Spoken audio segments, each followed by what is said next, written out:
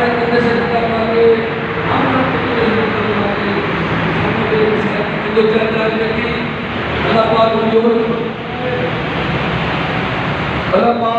मेरे भाई को शेख वाली जिंदगी का फरमाए।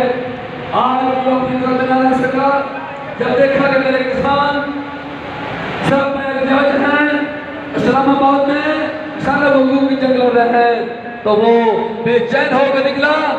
वो जानी पहचानी शख्सियत है, किसान इत्तेहाद के सभी लोग जानते हैं। मेरा प्यारा भाई मलिक ज़ुल्फ़िकार रहमान बिहारी से तशरीफ लाए हैं। आप मलिक ज़ुल्फ़िकार रहमान साहब को दिल की आबाद लाइनों से खुशामदीद कहते हैं। इसी दौरान हमारे महबूब कैद तशरीफ लाए, हम उनको भी दर्रे में दोबारा वेलकम कहते हैं। चेयरमैन साहब तशरीफ लाए, हम उनको भी दिल की अथाह से खुशामदीद कहते हैं। मेरे भाइयों इंशाअल्लाह